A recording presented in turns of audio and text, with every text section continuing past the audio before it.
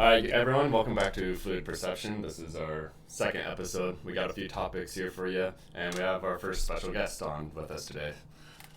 Yeah, so Peyton and I, we go to College of Idaho together. We're on the golf team, so we've spent a little bit of time, but yeah, he decided he wanted to come on, which is super great. So Peyton, if you want to introduce yourself.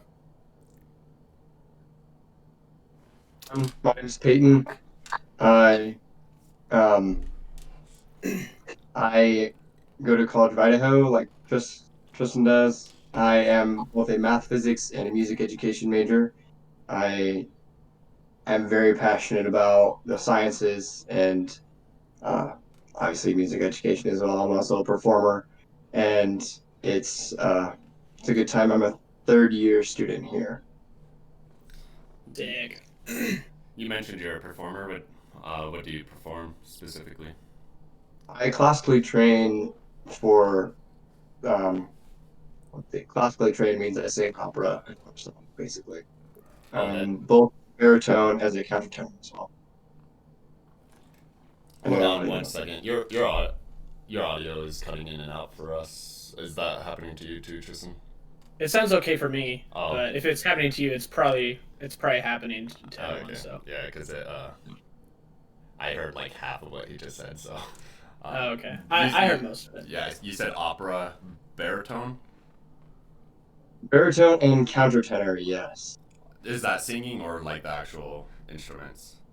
Yeah, it's two different voice types. Okay, But that's tell what I me, figured because I did like I was in band and I actually played the baritone, so I wasn't too sure. okay. Yeah, baritone is we call it a modal singing voice, so it's the voice that I speak and sing in. Countertenor is, however, not my modal voice. It utilizes my falsetto and makes me sound like a mezzo soprano. Oh, okay, I understood Sweet. a quarter of that, but that's pretty dope. Or Um, an alto. yeah, Learn new stuff every day. so our first topic that we want to talk about is actually music, and it works well having you on with us. Uh, with music, I guess we were just wanting to go get the point of the importance of music. What exactly was it Yeah, that you wanted to bring up with it? yeah. I think the other thing we wanted to go over is the effects of music on the modern day person. So, for example, me, um, with school going on and just my whole school career, I've always used music as something to bring out feelings like for studying that allow me to focus more on my study work and like writing papers specifically. So um, I know Taylor and Peyton have a lot of experience, a little more experience in music, but I've always been a big fan of music because it brings out certain feelings that you don't really feel normally. So if either of you want to go into, I know Yeah, Taylor, you like are writing your book and you use music a lot. So yeah. That's sorry. Hold on. Yeah, that's something that I would go into here in a sec. First off, I kind of want to get your definition of what you meant by music and its effect on modern people. Like, what what are you trying like to? psychologically, like, or I guess even mentally too. So kind of how I said music brings out certain feelings. Like you could be feeling one way and then you listen to a song and feel like a completely different way, or even feel like feelings that you've never felt before, like the isolation or I don't even like aggression, even or excitement. Songs bring out those emotions, and so for me, certain emotions are a lot more. I don't know. I Prominent, just say they're better for focusing, in my vivid. opinion. Yeah, vivid. Yeah, they're more vivid. Yeah. So I Yeah, just that's kind of what I thought we'd go into, and we could even go into how certain genres of music have negative effects and positive effects, and just our experiences with music okay, and stuff. yeah. Because I wanted to like make it apparent or try and see if you meant the effects in a negative way or a positive way on the modern people. Both. Just Yeah, both. yeah, because Both. it's just such a broad Oh yeah, yeah, yeah. Because I topic. think it has both. It can affect us in both ways. So I thought we'd go into both, but specifically the psychological and mental effects of music. Okay, yeah. Yeah, like I mean, one thing it's a good way. I think it's a good way to channel your emotions as well. Like, um, one thing I tend to do is it's actually rather sad to me to say this. Like, say if I get ghosted by a girl and I'm like, man, I kind of feel like I want to get down right now, but I'm not actually like that sad. I'll go listen to sad music just so I could get sad because it's just the habit I have of doing it. But then I'll go and listen to, I like to listen to like what you would typically expect in like a beach movie, that type of music, the happy, upbeat music. I like to listen to that to keep my mood boosted and elevated.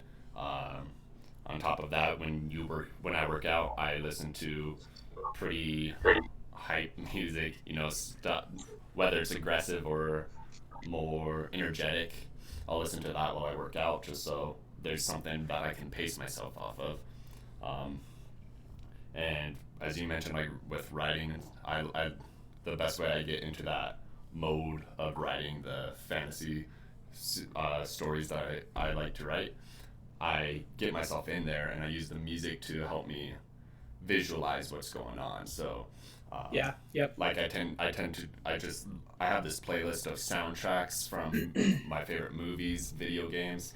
Sometimes they have vocals in them, but I like to imagine things going along with the music. So like if it's like classical music or just instrumentals, for that matter, and it's you have the wind instruments playing, it's kind of like soft, and I'll picture like a conversation or something kind of melodramatic going on with the wind instruments. But then whenever the brass instruments come in, like trumpets and trombones, I tend to like to picture like a great cavalry charge or some like majestic lord making an entrance type deal. That's kind of what I like to use that music for while I'm writing. Is it helps me put myself in it because I tend to actually think in imagery. Like I don't think with words, and that's why I fumble around with my words a lot personally. And I've heard that people think with the words. So, but yeah, I think with like imagery, and so when I'm able to add music to it, it's like I'm writing what I see in a movie, and that's how I write. Is I'm writing as if it's a movie that I'm trying to write down. So yeah, if I could interject for Yep. once, I would. Um, First of all, to Tristan's point, is the emotional invocation. So that certain types or genres of music can kind of like foster certain emotions, and they can enhance them. I guess is what the word we were probably trying to look for. Make them more prominent is what I was going for. But yeah, I will not lie. On my Spotify, I do have a playlist made by me. I don't make playlists. This is like my personal private thing. I have a playlist titled "Sad Boy Hours," and like I listen to it when I am not a happy camper. You know, like it's a thing. But to Taylor's point, the like emotional manipulation, and so like you said, when you work out, you listen to a lot of more hype music or something that has, more attacks, I guess, more aggressive attacks in the music, or when like like you said, when you feel sad, like you have to listen to sad music to actually get into that state of emotion. And I think that's really something that I felt like was mainstream, honestly. And I felt like I had to do it a lot, but I'm not gonna lie, I have worked out to opera music before, and it's literally the greatest thing to me ever. Yeah, like I I have a playlist I make for like when I play space video games of like exploration. I have like cool ambient music for that, and sometimes I'll listen to that when I'm working out because I get tired of what I've been listening to, and I just need something different. And Yeah. it's pretty nice actually. Is that a natural noise or like in like It's still like music, like not exactly like Star Wars music, but okay, just kind of like more. piano and basic strings and stuff like that? Yeah. I don't know how to describe that type of music. It's That's like how I would think about it. it's like void. It's like void music almost. Yeah, like That, Cool. yeah. like a good term would be isolation in space. That's how I picture that music is like being adrift in space, isolated, and it's really nice. And then, but yeah, like I've listened to that when I work out too. But Yeah, I might be weird, but like whenever I'm trying to study or like focus on schoolwork, I always find sad music. Like I try to like harness the sad part of me because I don't know why. Whenever I'm sad, I tend to focus a lot more. So that might be just me. There's someone out there who agrees with me though. So shout out to whoever you Somebody. are. Somebody out there likes to No, be I think I sad and they can. I think I focus. can kind of connect the two. Is that the timbre of a lot of instruments, and if you don't know Yeah. the technical definition of timbre is the certain characteristics that an instrument has that defines it as an instrument. So, for instance, like the attack of the instrument. So, a violin obviously has a different sounding attack than a reed instrument like a bassoon, because just the way that the sound starts and the way that the sound resonates in the room is also very different too. So that's the definition of timbre. But typically in sad music, there's a lot of strings or piano, like Yep. very soft, like acoustic guitar is a very good one Shout out too. to piano music. Exactly. So yet in I'd say like ballads, you're using like electric guitar and maybe some drums and something that has a little bit more aggressive attack. And I think that's why you might feel that way. Is just like the soft timbre of all of those instruments is very relaxing, and therefore offers you some more focus. Yeah. Yeah, that's actually really cool. I didn't ever know like the much of that scientific stuff. Yeah, I didn't know any of that either. I knew some of it It's just because kind I of a was tool of the in. trade, I guess. I learned it in music I theory, which is kind of strange, but Okay, yeah, that's really cool. So like, each instrument, just the sound waves it produces in general, kind of resonate yeah, with I mean us. um, they all resonate the same way and have the same frequencies. Like a middle C is still the same as any middle C played on any instrument. It's just the way the sound starts and the way it resonates and the way the sound ends too is a very big one. So for the voice especially, the way that the sound ends should always be like a very soft, what we call it glottal. It's like when you hear to say a g, g is like a very, it's a soft glottal instead of a, Like, like German is ah, like that's a hard glottal. So like singing, you always want to end on that like nice release of air. okay, I see. that's actually really cool. Um, Makes I sense. I didn't do choir and I didn't know that, so. I do 0% of that. Didn't know a But single yeah, I thing. think that's why you can. I think that's why you probably focus a little bit more when you're listening to a lot like sadder emotion music. It just That would make sense. Yeah. it It it resonates a little utilizes different. that resonation or the gall as you mentioned, so it has that effect. Maybe Yeah, I could be speaking gibberish, but um, yeah, no, You're that's kind really of cool. right. Just kidding. Yeah. The other thing I think that's cool about music is we kind of talked about it before, but the ability to express emotion from the maker of music. So not only does it resonate with the listener on a certain level, but it's also an expression of emotion and lots of things from the maker, which is something probably everyone takes for granted, but it's kind of interesting to think about. So, like I think I've made a few. I haven't like made major music, obviously, but like I tried making something like songs, and it's actually really fun because it's your own type of work, and you get to put like your own sounds into it, and it's really cool. So I think the most important thing to learn from that is when people think of composition, they think of like the classical era, but really composition can just be any formulation of music and silence. And I think that's what's really cool about music is it's not only the sounds that are made, but like the sound also between the silences that we have. So when you think of composition, you always think like, oh, this person was writing music for an orchestra. But like when you compose music, it's just out of your interpretation. You could write a simple melody and put some text to it, and there you just composed something. Like, Mm-hmm. yeah, yeah, and Tristan, you're right. There's always a new interpretation that comes with every piece of music ever written. I mean, yeah, yeah. That's another obviously, interesting a thing. lot Like of you, Mozart's things are like thematic, and everything he wrote yeah, is like functional. But hmm some people are unpredictable. yeah. Like you can. What's the word you just used? not translate. You can not translate. You can listen to a song and interpret. You can interpret a song like tons of different ways depending on who you are. Like different people can interpret a song different ways and feel different things, which is really cool.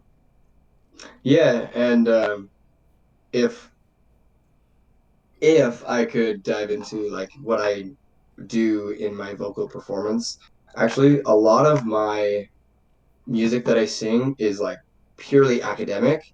So there's got to be some way for me to interpret all of this music that I'm doing. A lot of it's operatic repertoire and art song, and like most of it's just kind of out of context. Like I don't sing an entire opera, obviously, right off the Yeah, bat. Like I yeah. usually just take an aria or a piece of like an ensemble that I learn. And what's really cool is that even while you're on stage, just like standing in front of a piano, you're not supposed to be like acting or anything. But there's a certain amount of like what type of facial expressions go into it and like what you do with your hands. And there's like the emotions that you show through body language. And that's um, it's just a really cool way to explore the way you interpret music. And so, with a lot of the things that I've done in my college career, I'm a fairly reserved interpreter, and I usually underdo it. And you'll see a lot of people that look like it's flaunting and everything just looks kind of ridiculous, but it's a really cool way to interpret music that's like out of context. Mm-hmm. So it really is up to the person that sings that can Yeah. really make or break a performance. Yeah. Yeah. You can. Yeah. I guess so. Then to that point, you can really interpret a song like from both sides. Like if you're trying to perform a piece, you can interpret it the wrong way and butcher the song, or you can interpret it the right way and make the song sound good. And from the listener perspective, you can.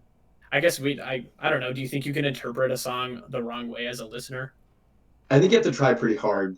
Yeah. Um, Usually, a lot of the things that I sing are in Italian and German and French, Mm-hmm. so I have to translate them and then interpret them. So, like maybe there's a disconnect because a lot of it comes through as like formal English.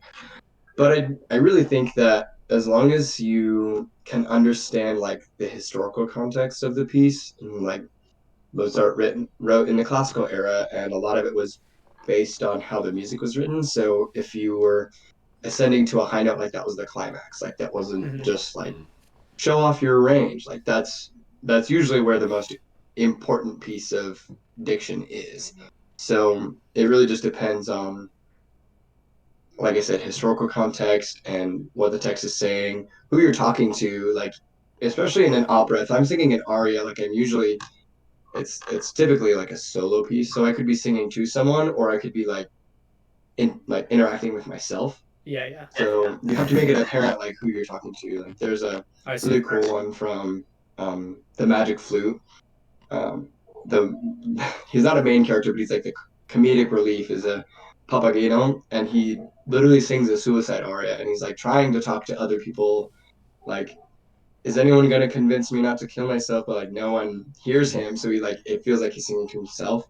So I think I it's a see. really interesting. It's almost like a soliloquy, like when people are in a play or something, they just like stop and talk to the audience. Yeah. It's a soliloquist input. It's really just how you. It's just how your emotions affect you and how well you can in, display that through body language Mm-hmm. and I see. Yeah, those things. yeah. If that makes any sense at all, please Oh ask no, me to clarify. it, No, yeah, that makes Well, do sense to anyway. me. like I like to party and I go to when I was in at BYU I'd go to parties and I just love to dance like BYU? I sorry I'm just kidding. um, like as you were saying with the able to show emotion just through your like the word escapes me but Body just language. yeah body language just like I've I'm not once taken a dance class besides middle school gym and just like I'll go to parties and just have a great time people would always join in and none of us knew what we were doing but like you can feel it in the music and like at half the time I actually looked pretty good. So I mean, it's I Yeah. understand what you're saying. Yeah. No, and I think that's the thing too, especially with performing. It's like a lot of the times maybe you do look like a fool, but at least you're giving your personal interpretation on the music. Mhm. That's what I think is important. Like, I don't dance and I don't act. I really just love to perform music. So putting me on a stage in front of people and like, here, sing this with emotional interpretation, I kind of just do my thing. Then if people like it, they like it, and they don't, that sucks. I hope I impress you with my voice at least. Yeah. Do you ever, Makes like, sense. when you're singing your opera, do you always have your hand out like this and just shatter the light bulbs? You know, I actually completed my first full operatic role in February, and I had one high note. It was a high G, which is for a baritone is pretty high. I actually did do like the whole hand up thing. I kind of felt like so cliche for it, but I like stomped my foot on the ground and did this, and was like, ah. It was kind of funny, but no, not typically. Okay. We need to pull up that There's a video. lot of movement. John, pull up that video. Anyways, continue. You said a lot of that movement. You were saying. Wait. You interrupted him. Oh, sorry. He was saying I he was mean, saying something about the movement, but it's past us, I guess. So what else? I mean, what else were you wanting to talk about there, Tristan? I mean, I think we pretty much went over it. Actually, that was pretty good. Unless, I mean, Peyton could probably go on all day about it. But do you have anything else you Oh, I want to talk definitely about? could. Yeah. well, I mean, No, we hit everything I thought we could talk about. well, you weren't. Yeah, I think we the didn't. one actually, Tristan, the one thing was like the positive v negative effect. Oh Yeah. yeah. So But just to quickly note on that, I think would be there are certain genres of music that are definitely in the modern era, not to point any fingers or anything, but that are, explicit and sexually aggressive and mhm. My kind of things thing. that probably wouldn't, like psychologists wouldn't agree Yeah. being like healthy. Mhm. Well, yeah, I'll go ahead and point the finger at rap. So, I think. Okay, so yeah, at least I didn't have to do it. Yeah, I'll do it. I don't care. Someone can come on and It sounds worse say coming it from doesn't. me because here I am talking about opera, and then like obviously this modern stuff. Yeah. Okay. Yeah, Well, I mean, okay. well, I'll say it because I actually like rap, but Go but ahead. yeah, Like, I'll Gospel point the rap. finger at rap. I would definitely agree. I would say it's. I don't know. I think you could make the case that it's positive just because it's music and you could interpret it a certain way, but at the same time, I mean, you can't really get past like the lyrics behind it. Wow. And yeah, I don't even want. Okay, I hate WAP. I'm sorry. Some girl can come on. Some girl can come on and Unpopular say that they opinion. love it, but I'm sorry. I hate WAP. I don't Somebody understand. comment. Like, yeah. Is someone commenting right now, Taylor? I'm just kidding. No, not that I've seen that. Okay, well, yeah. So I would say rap is definitely one that you can make a good argument to be negative towards modern people, especially psychologically. Kind of like Payne said, with super vulgar lyrics like that degrade women and WAP. I don't even understand how that's made by a woman. Like you're degrading yourself almost. I don't understand, but It's Have you just seen her it's like a singing it? societal norm. I guess It's so. kind of creepy to Like me. yeah, it freaks me out, but Yeah. and like women would listen to it like it's The the gospel. like the new Yeah. feminist. It's like a feminist declaration of independence or something now, I guess. But The new Constitution. yeah, I don't. I'm like okay, like if that's what y'all are into, like more power to you. But yeah, I would say rap is definitely the one we could talk And about. and I'll Negative. acknowledge even being kind of like a pre-modern, I don't know, I guess classical, baroque, and romantic music is obviously very different from new style country and contemporary and rap. But I will advocate for the fact that there's a lot of poetry inside, especially some of like the first bloomings of rap. Like Tupac, I know, was very expressive with a lot of his text. So it's not something to discredit. It's just some of it has been taken to a different level, and there's like, oh no, it's poetry, and I'm like, no, you're just talking about fucking bitches and getting money. Like, there's no, there's no. Yeah, and maybe old yeah, rap. I definitely. Oh, go ahead. Sorry. Like older rap. Like I was always impressed with just their vocabulary, how they're able to rhyme so well and make it flow so Yeah. well. I kind of tend to listen to like the modern rap because I like a lot of it, but I don't really care for the lyrics. It's mainly the beat because a lot of the beats today I think are really good, and that's kind of what I'm And that listening is a to. nice aesthetic too, I will admit. Yeah, like Yeah, I I mainly agree. listen to rap for the beat, and even like in a weird way, like I do rely on the vocals or lyrics of the songs, but I'm not registering what they're saying. It's just like the noise or like the frequency of their vocals that I'm liking as well. Like they could That sounds be, like white noise in the yeah, background. like Yeah. yeah, like Yes. they could be saying Coca-Cola in the most elegant way, and I love it, but I don't even register they're saying Coca-Cola. You know, like it's just like the actual just noise and flow of the words that they're saying. I do really enjoy, but like if I listen deep, they're talking about pussy and stuff. I'm like, okay, like I'm gonna zone that out again. You know, but Yeah. No, yeah, I agree. I guess I'll take back. I shouldn't toss out rap like that. So I'm sorry to any rap activists out there. There are definitely rap songs that are like very poetic and well done lyrically and beats wise. But mm, But yeah, I think that'll bring it back to full circle, like yeah, what we really introduced it as, and then yeah, yeah, yeah, polishing it off.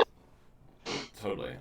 But yeah, like I mean, I definitely rely on music for just like 90% of my emotions. Even you know, like if I'm in a good mood, I'll go listen to some good mood music. I tend to listen to music when I play video games, when I drive, when I'm writing, when I'm trying to fall asleep. I'll listen to music because that helps me with just dreaming and stuff. Like I can get my thoughts in like a nice, comfortable spot to fall asleep with, and you just like I find myself listening to music constantly in all sorts of genres. But If anybody uses Spotify, I do. In 2020 alone, I spent more than 50,000 minutes listening to music. So, yeah, like I mean, I pretty easy to do.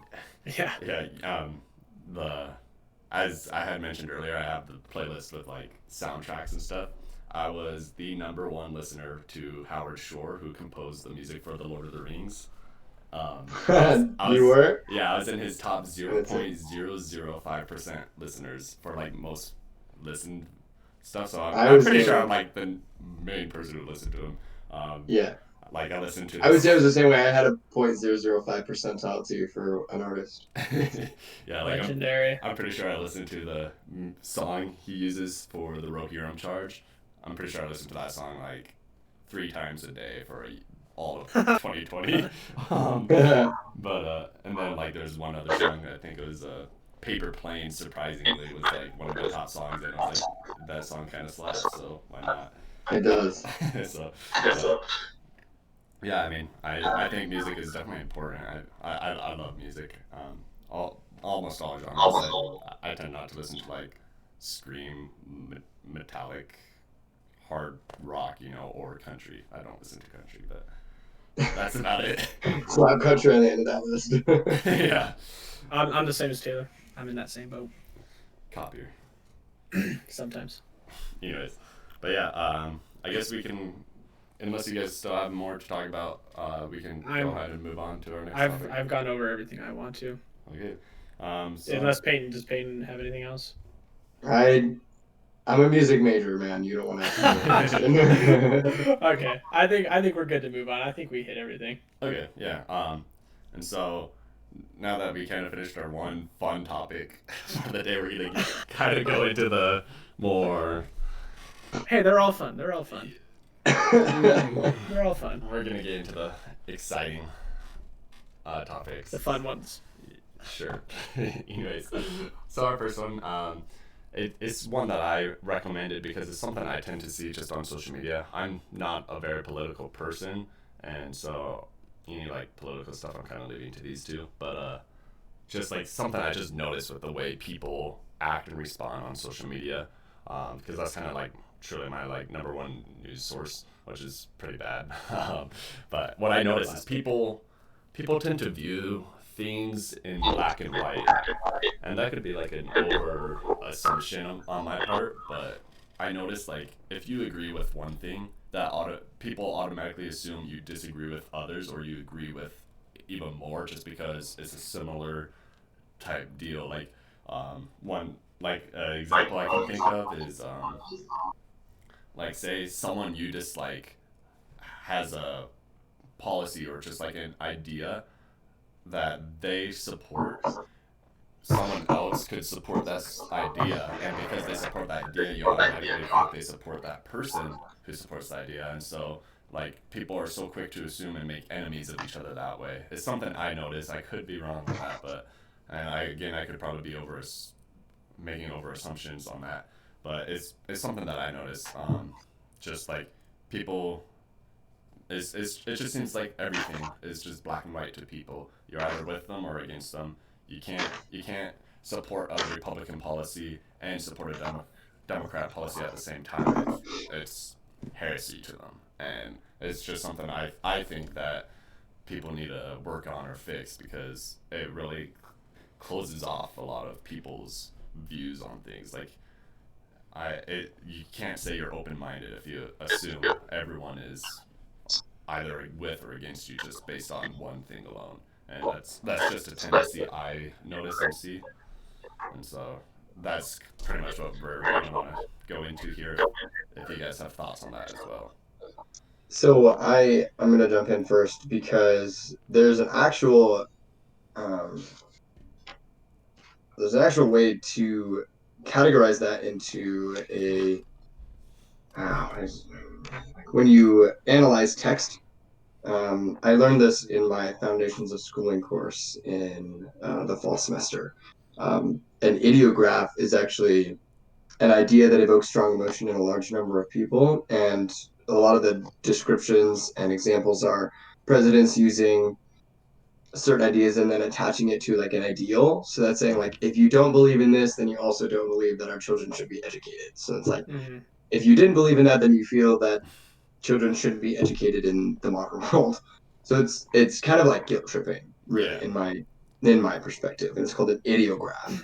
And what's really interesting to me about what you said is that there's no way to like half-heartedly agree to something. It's either one way or the other, and that came from a social cultural studies in education. It's by Richard Quantz, so to reference that. But there's no way to agree with two things at once. It's either black and white. It's black. Everything's black and white now, and it is really frustrating. So Mm-hmm. I just wanted to jump in and kind of classify it. No, Totally. perfect. I'm kind of in the same boat. Like I'd say at the beginning of 2020, and actually into like summer of 2020, I was like super hardcore Republican. I was like the definition of a classic Republican. And then I went to college and I actually started like reading books. I started. Don't be laughing at me now. Come on now. Also, conservatism. Yeah, so I was just the classic Republican. Then I started like researching. I started reading a lot more like politically oriented books. I started looking into policies, looking into like fiscal policies, economic policies, social policies, everything. And I ended up like not switching to Democrat, but it was almost like I realized, wow, the side I've been on is not only wrong, but the other side is also kind of wrong too. So I was like, well, this kind of sucks now. So and it's annoying because now that I say that, it's like, okay, now I don't even have a side, and so if I pick certain policies from both sides, it's so black and white to both sides that it's like, okay, well, if you like certain social policies, you obviously can't be a Republican, but if you like certain fiscal economic policies that are more right leaning, you can't be left. So it's really annoying. Like I don't know. Like I think Just me a lot. Wait, go ahead. we've had a lot of conversations about this kind of stuff, and I don't think I've Yeah. ever asked you this, but have you taken a political identity test? Yeah, and I actually leaned left, which is funny, but Yeah, which I is think actually it was really funny. I if laughed. anybody was to watch this, I strongly encourage you to take a political identity test because Yeah, you'll find out a lot more about yourself than you could ever imagine. yeah, and I go ahead, go ahead. I Sorry. was in high school and I went to a really small school. My town was like no more than 3,600 people. And I had recently come out as gay to my friends, and so like people in school were finding out, and it wasn't a big deal to me, but apparently it was a big deal for everyone else. And I actually thought that I would test it like as a Republican. I was like, it's obvious. But I got this really weird result the first time. I actually tested as a centrist in Yeah. terms of like Republican and Democrat, and then like there's another ones like anarchism and Yep. like totalitarian, maybe. I don't even remember.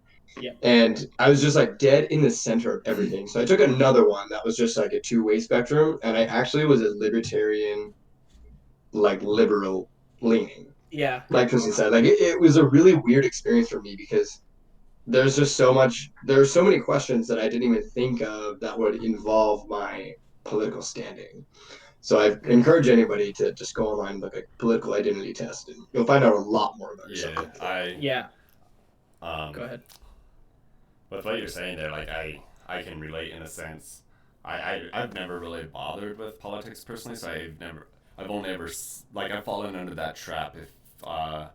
If you believe in, as you said, like people would say, if you believe in this but don't believe in this, then you don't care about like the example you used was like children's education or like I've fallen into that trap where it's just like people around me seem to be rather conservative and Republican, and so I was like, oh, that's what I am. You know, I want to agree with those around me type deal, and so like even if I personally felt like a far left policy was something I agreed with, I wouldn't say I agreed with it just because of what it fell under was like far left stuff. And I had that problem in high school, and I don't even remember what I was when I took the identity test. I think I was more totalitarian, but I don't quite remember. But Yeah, I mean, I took that one 3 years ago, so yeah, I'm definitely changed, yeah, especially attending a liberal arts school. yeah. So But I've always hated to be. I've always like the thing that got me out of that mindset was like my brothers. I think they're really smart. Like that sounds kind of ignorant, but like they always put. I feel like they put me in my place constantly. But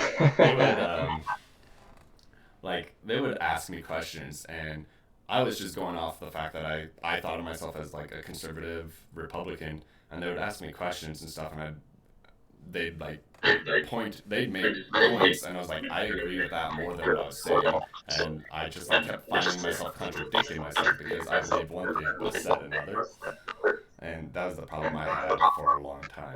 And it's actually like that's kind of like a good basis of why I was inspired to do fluid perception as well. It's just like I feel like there needs to be, or I want this to be like a way for people to kind of separate from following the idealistic views of those around them as what I fell under while I was in high school and even before that, and really just find things out on their own.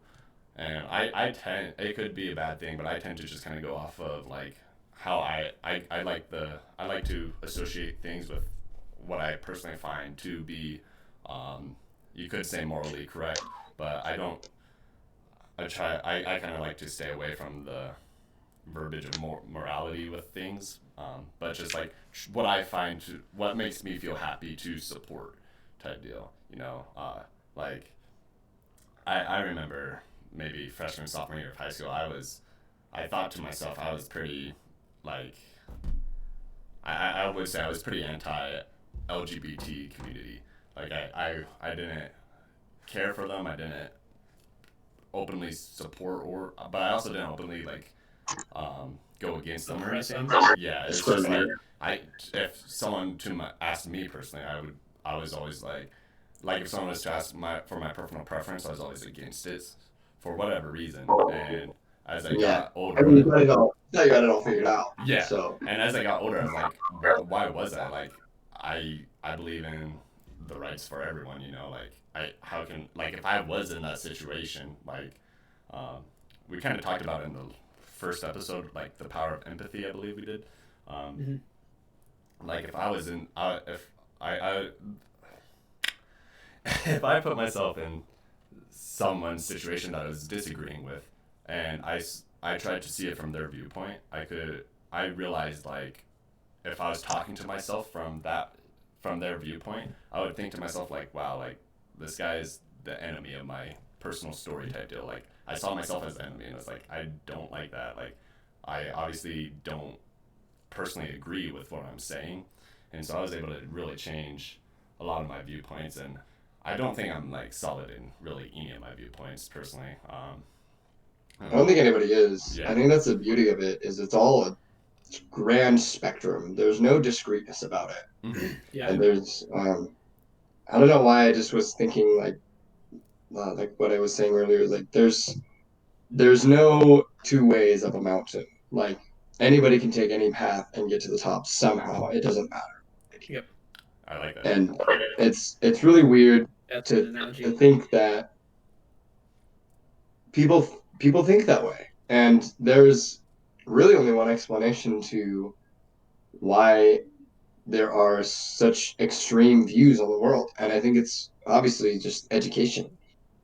I learned this semester about three different ideals, and it specifies to education of conservative views and of liberal views. Three different in each. So there were six in total. And I didn't even know that these like subgroups of conservatism and liberalism even existed. Mhm. So the fact that they were even applied to like a specific field was kind of crazy to me. And I really think it's just education is getting the ideas in people's heads so that they can think about them instead of oppressing. One really oppressive ideal is like the religious right, where parents send their kids to school and say you're only supposed to educate them on the Common Core, like don't touch their religion, don't touch their ideals of family or like social acceptance. Like that's a family's job. Don't do that. And so Yeah. I think it's really just understanding all of the viewpoints and then being able to choose your own. And like I said, that's kind of Yeah. the whole point of the show is to Yeah. be interpretive and discuss how to get to a certain point where it's like you can actually take in information and export your own interpretation instead of just, you know, kind of just be a transmitter for someone else's ideals. Yeah. Yeah. Like, as much as I say this is for other people, I want it to be for other people, but like, I truly think I'm doing this for myself. Like, it's a way, like, Oh yeah. just for Well, me, it's it's a it's way kind of for like me a to teacher. grow. Like Yeah. teachers, as much as they teach students, they probably learn a lot themselves too. Mhm. So, yeah. Like one thing with the, if I can kind of recall my train of thought earlier,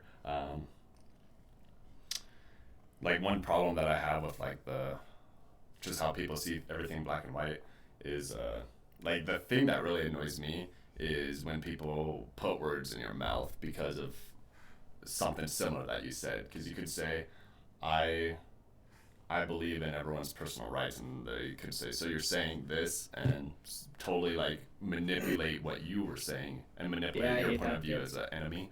You could Yeah, say, if I had to give an example, it's like when you say I believe that everyone has a personal right to their body, and someone's like, "Oh, so you believe in abortion?" It's just Yeah. like, no, it's not yeah, like, and I'm not advocating for one side or the other. It's just like there's an assumption being made, mm, and the words Hmm. that you have said don't directly correlate, and that's just something that they interpret and put in your face, and you're just like, yeah. So I like, didn't say that.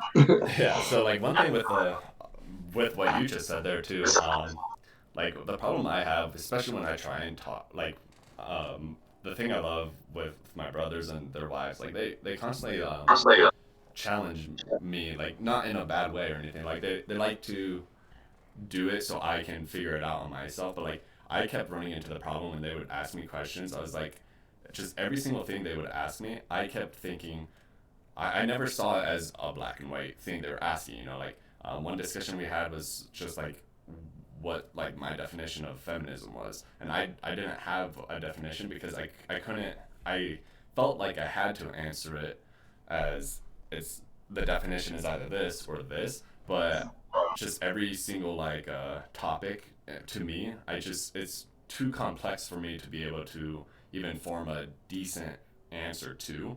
And so I kept running into that problem when they would ask me questions. They would just ask me what I took, like they would say come up with an example of such and such is doing such and such, how would you respond? And I wouldn't be able to give a good answer just because I was too conflicted in my head because of all the different scenarios that I could see for it. So like an example would, not that I really want to get into abortion, but an example would be abortion, because I'm like, when there's stuff, it's such a complex just situation out there Yeah, that, give me an example. You have to yeah, what you can't like really say, I can't, because I think there's arguments for all sides, and it's not just two sides going against each other. It's not like pro-life versus pro-choice going against each other. There's so much complexity in each one that I feel like I'm ignorant if I was to even be able to give an answer. I would, if I answered it, I would feel ignorant because I feel like I'm not taking in every view. like you were And trapped. yeah, and so Yeah. I've always tended to try and stay away from, or not stay away, but I've found myself not being able to answer questions. And that's the greatest like thing about discussion. If I had to kind of full circle this, is that the best type of education comes from discussion. People learn things when we interact with other people. And It's not just specifically from like people people with just sit in different their angles. room and figure out and have epiphanies on, Mm-hmm. the perfect government system or the perfect way to run a school. Like, a lot of people have to come together and discuss and debate, and we always find something that kind of works for everybody. Yeah, So and I that's mean, the importance of discussion. yeah, and even then, like how you were saying, like to come in together to decide how to run a school, like the kind of how that ties into this, or how I'm gonna tie it in, is how just such a simple thing of how to run a school, not that it's simple, but that topic or that situation is complex too, because all the backgrounds each person's input has. So like, if us three were to decide how a school would run, each of us have different reasons to give certain inputs, and those reasons have their own complex backgrounds to it as well. And that's where I always have struggled, but I also, like, it's something that I'm kind of proud or glad to be able to own up to, is the fact that I struggle to even come up with an answer, because I'm aware that I see it so complex that I try to take in every viewpoint and not look for just one answer, but have multiple, or try and have multiple potential answers to And have it. a spectrum. I mean, the only thing that I can see being discrete versus continuous, and like discrete means numerically, I'm just gonna make an analogy. Is like discrete is like 1, 2, or 3. There's no numbers in between, and there's no numbers outside of that. Mm-hmm. Continuous means that, like, you can, between 0 and 1, there are infinite numbers, because you can do 0.1 and 0.2 and 0.001. Like, that's the difference between continuous and discrete, and that's what I think really matters here. So like, it's not like, political view is not black and white. There's no, Yeah. it's either 1 or it's 2. There's no mathematical answer. Not everything is analytical. Most things are interpretive, and I think that's I think it's a really great way to like. Yeah, I know. Yeah, Yeah. to bring it together. It's a good analogy.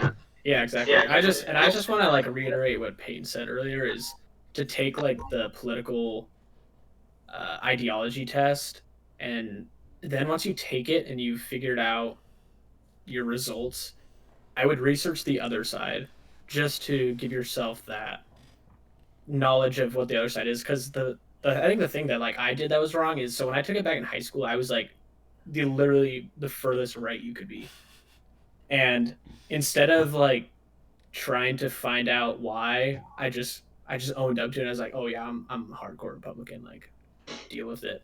And so when I actually went to college and researched like the other side, and I'll just give an example of one that I ended up really liking was universal healthcare. Just research the other side, because it'll, if anything, it'll just round out your knowledge on politics and even other topics as well, like education or just whatever it might be. Research the other side. Yeah. Because that's the big thing that we've been talking about is Play your own devil's advocate. Yeah, exactly. Yeah. Exactly. Like Taylor was explaining earlier, like when he put himself in the other side of the situation and saw himself as the enemy, I feel like that's a really important characteristic to somebody, is that if you're able to analyze the other side and then decide, wow, I was really being a terrible person. Yeah. I should reevaluate my life. Yeah, Yeah, exactly. like something I do. I don't know how healthy you could say it is. It might be really healthy, but one thing I tend to do is I like on social media. A lot of people they see someone post something that is really controversial. Say someone posts some really racist stuff on Facebook, and people are like block him, remove him as a friend, just don't look at his stuff. They'll go and do that. I tend to like half of my Facebook friends list are people I absolutely like not abolish just like I have such disdain for, and like I just like everything they say it just it sounds like crap coming through my ears. I'm like, what are you saying, but like I keep them on there. Like half of my friends that are people like that, I keep them on there for a way for me to be able to see their side of things still. Even like racist people, I keep them on there not because I agree with them, but it's so I can see their point of view, so that I can because I do like playing devil's advocate, but not just for my own gain, but for everyone's. It allows me to see their point, to be able to say I do disagree with it. Because if I just ignored all the people I disagree with on a first level, like on the surface I disagree with, how much below that surface do I maybe agree with or possibly still disagree with? It's just like a way for me to be able to, like, if I was to be like, one instance is one of those people I've gotten, not really a debate or anything, it was actually more of a friendly discussion we had, but they didn't know what my views were or anything, but I was arguing against them because of what they were saying, and I was able to recall things they posted because I had been following them and I was keeping up with what they were believing or viewing, and they could use the defense of they didn't personally believe what they posted, but that's all I was seeing getting posted, but they at that same time, like, they didn't know where I was coming from because they either didn't follow me, but also I don't post on social media like ever. I try to stay out of it. I just like to see where other people are coming from.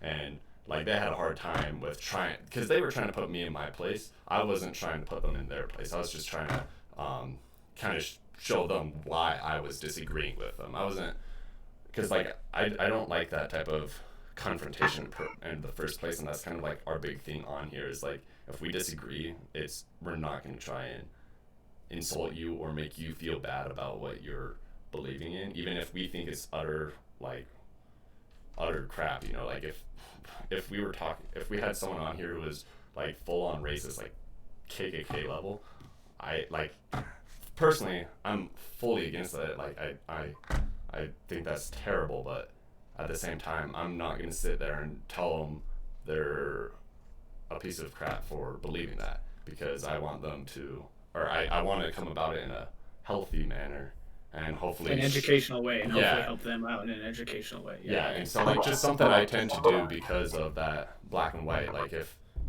someone disagrees with you, you tend to just ignore them, but I tend to listen to people I disagree with more than I agree with, because I am questioning my own beliefs, and that's something that always happens, and that's where I kind of got into that. I see everything so complex mindset is because I started to listen to people I didn't agree with, and I was able to see all of the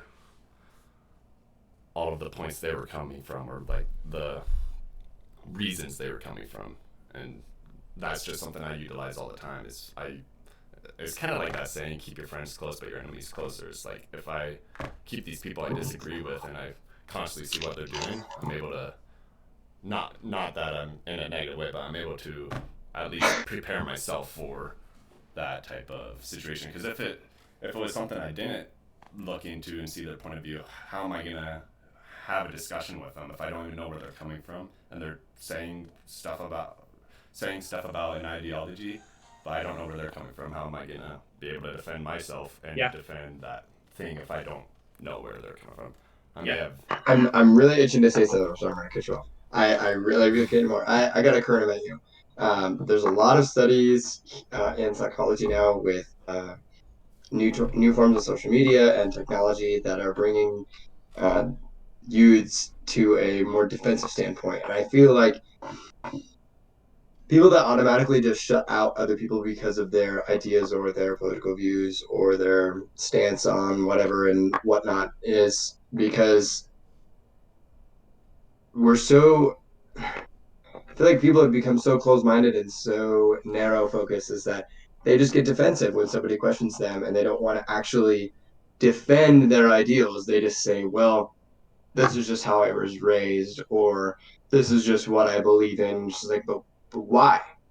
I feel like any healthy person would be able to ask the question, but why, and be able to answer it. Mm-hmm. Yeah. Anybody who wouldn't be able to answer and back up their claim is just being defensive and therefore has no like evidence, no way of showing like this is why I believe in these things. And there are people out there that will get defensive and then can actually back their shit up. But I feel like a lot of newfound psychological research shows that with all of this new technology and media, it's just a lot of people just get one thing in their head and then they're just stuck like that because they're scared to be wrong or Yeah. they're insecure. And I think people are just afraid of that. Yeah, and see, I would even say that was like me, even like 6 months ago. Is I was just so. I mean, I still hate being wrong, but I've gotten a lot better at it. Same. And before I was terrible at it. Like if you actually proved that I was wrong, I would get just pissed. I'd be like, no, you're wrong. And see, I think that's the main side effect of this whole black and white topic is if you see the world in black and white, you end up becoming just ignorant to facts or statistics or anything. And when someone proves you're wrong or even just brings up an opposite point, they almost personally attack you like, no, you're wrong because you're white or you're wrong Yeah, it's just because like, why you gotta certain things. attack It's me, like, man? yeah, like why This you is have to just attack my me? view. Yeah, exactly. And it goes back to like even our past topics of we talked a little bit about like opinions and how some people will post their opinion on like Twitter or Facebook and think it's like it's correct when it's clearly not. And if someone calls you out, they immediately call you something that you're not. And that actually ties into our next topic. And we can go. I'll stop there with that. So Okay. Yeah, like I mean, this might sound really like cheesy and stupid, but here comes the motivational speaker in me. oh, here we go. God Like, help us. just like about how people see the world in black and white. It's like there's obviously way more colors to that. Like you can come up with 30 color combinations just in between the two colors red and yellow. Yeah. And so like it's a rainbow. I know. But I mean, there's more than just black and white in the world, and even between black and white, you have 50 shades of gray, you know, and you just have someone. I had to. Cancel culture right here. Yeah. Tanner's about to start stripping now. Yeah, but yeah, you know, like there's more to it than just the two sides, and it seems like the black and white are the more prominent things in policies, politics, or just really any view. It's yes or no. It's you agree with me, disagree. You know, it's you're with me, against me, and it can be that's educational views. It can be nature versus nurture. Like the basic gen psych idea is just like, is it your environment or is it the way that you were raised? It can be the way that we interpret music or just the way that we even write music or what certain lyrics even mean to us. It's all interpretation. Yeah, and really, this is a really good topic. I think Taylor brought it up. This is such a good topic for what we do because I think probably 90% of our goal is to make sure or to enable people to not have that black and white view, to have that rainbow fluid perception. That fluid perception. Oh dang! Look at that. Trademark. I'm telling you, dude, the name's fine. Copyright. Yeah. But yeah, it's so true. Like we've talked about, we want people who have the black and white view to come on and talk to us, or just we don't really care who comes like something we tried to do. I don't know how well we've done it. We tried to play devil's advocate against each other, but for all I know, we could have been holding hands all that Oh last yeah, well, episode. You yeah. And the know, other thing is, people could easily be watching it and think, well, they have the most black and white too. And if that's I the case, know. then please come on and tell us Like, because like at the that'd be nice to beginning, know. at the beginning of this topic, I was like, people are so quick to make broad assumptions. Yet that's a broad assumption itself. So it's like, Yeah. yeah, you have to be careful about it, but Well, then you also have to be confident in what you say as well. yeah. I mean, the only thing, just to kind of bring in a little devil's advocate, to on the defense of seeing the world in black and white is it makes it easy, honestly. Like if you see the world in black and white, decisions become a lot easier to make because it's either this or this. It's super easy. You don't have to think, oh, it's this. Well, I would counter that with how easy, how easy of growth are you having then if you're just shutting out everything that. Who said I was trying to have a growth? Well, you're saying if you live your life just in black and white, it's easy, and I would almost Well, yeah. argue that it's not. Well, yeah, I'm just saying, like, we can use that. We can use that argument against someone who sees the world in black and white. I don't. I obviously try not to see the world in black and white, but yeah, that's true. You don't have really. I definitely don't. Yeah. You obviously don't have much growth if you see. I see it in red, white, and blue. Okay, shut up. But yeah, All right. do Speaking you of guys the have... red, white, and blue, I think we're. I'm Hey, we're at top. 3. We're at 3. Red, white, and blue. So we got a third one in there. We're getting close. Yeah, but yeah, I mean, if you're watching this and you have points to bring up on that, please feel free to comment, and if you even want to discuss with us, well, we'd love to have you on. And take the political test. Yeah, definitely take that. And so, It's like a passport to be here. Like you have to have a political. You have to have the political test. That's gonna be the quiz to get in. Let me just drop out of here then, real quick. Yeah. Well, go ahead. Yeah, well, or if you still have something to say, I was just gonna have. Well, no, I was just saying I have a good transition into our next topic. If you want me to go. Okay, so yeah, our next topic is going to be the DC riots. Obviously, we all know what's going on there. So I don't. Big current event time. Oh yeah, so to kind of blend in the black and white with this one, so I actually got in a little Twitter fight about it, and I essentially. I mean, it wasn't that I was defending the DC riots at all because I highly disagree with them, but it was a certain individual basically posted about the DC riots and immediately compared it to the BLM and George Floyd protests and they basically said that the DC riots, all the people there were white Trumpers and they were like let off the hook from the police. And of course I looked into it and I did a lot of research, and it ended up being that I found out that there was a higher arrest rate and there was a higher death rate in the DC riots. It was a lot more deadly and more people were arrested than the BLM and George Floyd riots. And they, of course, got really mad at me and they ended up calling me a Trumper. And I was like, I don't even support Trump. I'm not even a Republican. So, and that just goes with the black and white thing. But yeah, it's kind of my little intro into the DC riots. Yeah, because as I had stated earlier, truly my only news source is social media because I don't. Who wants to watch the news in the first place? But seriously, yeah, I've never had that interest in politics to go out and research it myself either, because I personally I don't like talking about politics.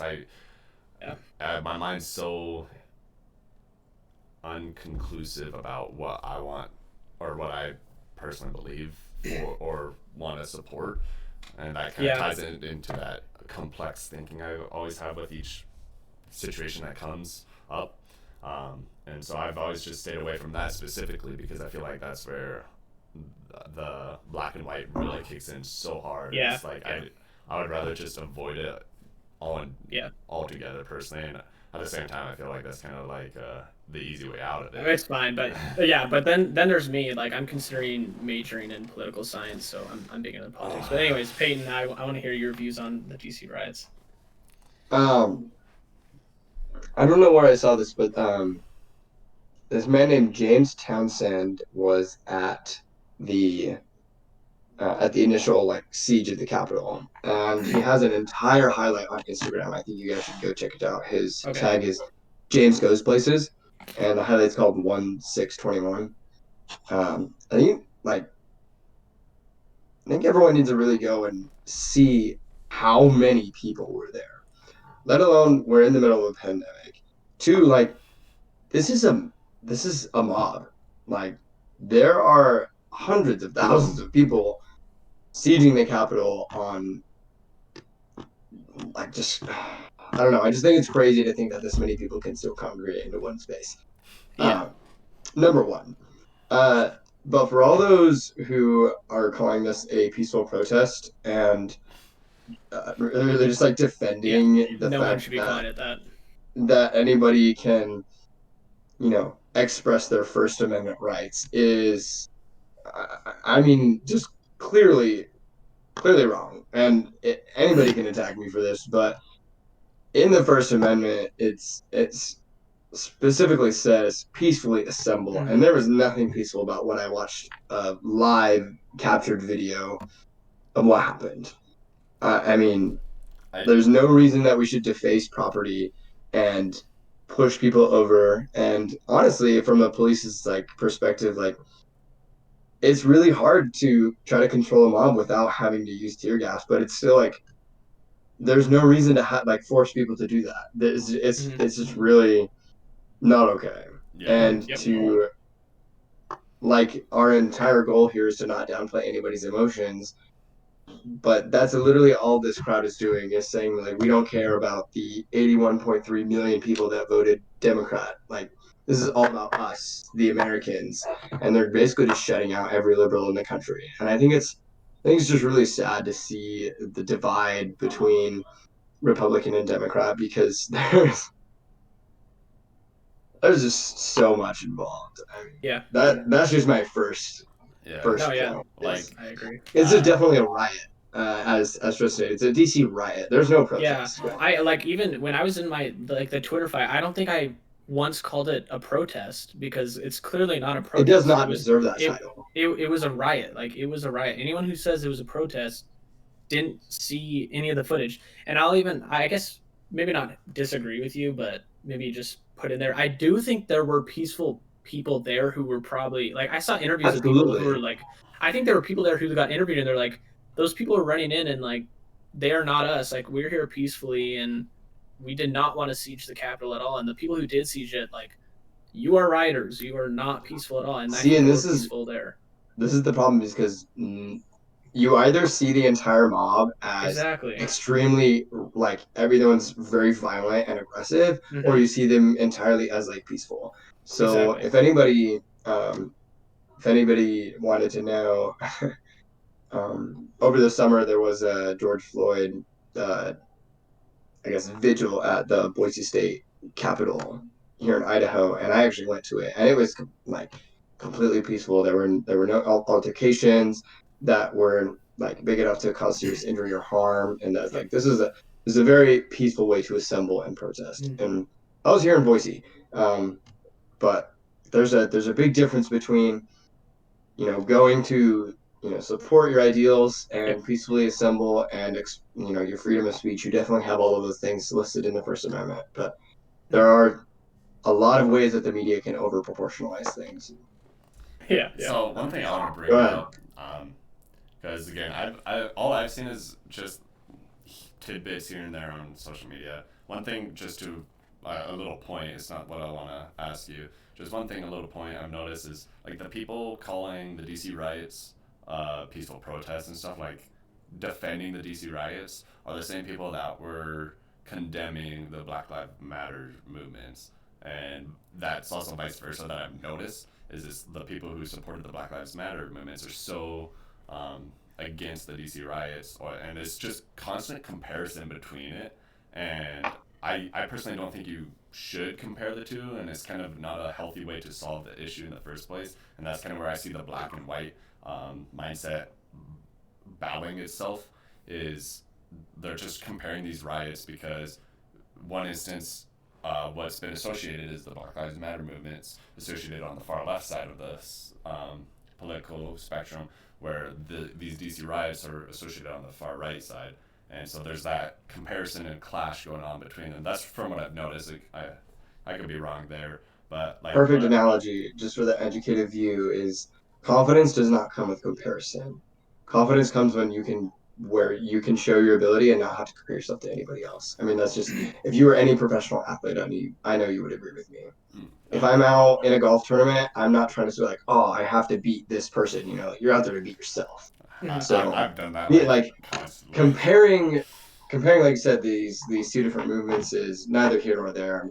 They both have their good ideals and their bad ideals. I know Tristan and I can go on and on about how the Black Lives Matter movement has been associated with a lot of negative things when the core idea itself is very specific and supportive to. So the point I wanted to get in. Sorry if I'm cutting you off on your thought. No, go ahead. The point I want to get in there is it is actually a comparison between the two, even though I don't think they should be comparison. It's just something I'm exactly, saying. And that's what I was advocating. Yeah, I'm gonna make this comparison because it's something I'm seeing, and it's just something I want to bring up for the show, and about the topic is I'm seeing a big like it seems like a loud voice that's going on about how the police have responded to both situations. Even though I've also seen stuff that you could say similarities, but it seems like a lot of racist comparisons are being made where the police responded more racist against the Black Lives Matter movement, and the police are standing down here for the DC riots. That's what I'm seeing on the social media, that comparison there. So I just want to see what you guys have. For me, it's simply not true. Like, that's just me, though. First of all, I would make the argument that at least 50% of the Black Lives Matter and George Floyd protests were white anyway. But so I'll go back to that. But to get to just go over what Peyton said, the Black Lives Matter movement, I agree. Like, there's a lot of ideals I really dislike about the Black Lives Matter movement, but the core principle of the Black Lives Matter movement I agreed with, and it's actually why I'd actually side with the BLM and George Floyd protests more than the DC riot, because the DC riot was so dumb. Like, it really didn't have any base to it. There was no. The purpose was to obstruct justice because there was like voter fraud. Yeah, and see, that's why I think even a lot of Republicans didn't really agree with it. And I will admit there were probably a lot of Republicans that did agree, but there were some Republicans that disagreed with it. I bet there was a lot of questioning, like you said. Oh yeah, ideals. It's just absolutely. It makes you really reflect on what you really believe in. Yeah. If you're a Republican and you're sitting here watching people like you storm the Capitol and deface property and push people over and invade Senate chambers, like can you envision yourself in that position? Yeah, and if you can, like, that's great, you're a Republican. But if you're like, at the same time, what are you? Yeah, and at the same time, like, as much as I lean Democrat, for some reason I like to just tend to identify myself as Republican. So as my Republican side, it like pissed me off because it was like you just made. Yeah, exactly. It made me like hate being a Republican because I was like, why would you do this and make every single Republican look bad? Like, this one act made everyone look bad. And I'd even go on the Black Lives Matter side and say that all those people who like half burned down Portland made Democrats look really bad. Looted and you made actually rioting and defacing business fronts and vandalizing. Exactly. You can't do that. But do you want me to get back to your point, Taylor, about or do you want me to? Yeah, like I mean, so much happening. So many people. Yeah. No, you're fine. Like, my question is like, what can you say about how the police have responded? Like, because just from what I've known, and I've heard you talk about it a little bit when we were talking before we started, is like the way the police have responded isn't different than the Black Lives Matter, or like because obviously they responded different, but in my opinion, it's because the Black Lives Matter movement and the George Floyd protests were so much larger scale. There were millions more people.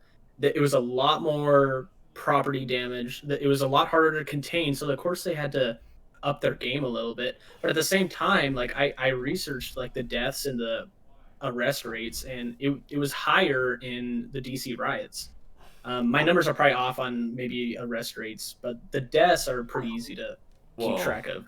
And it was higher in DC riots.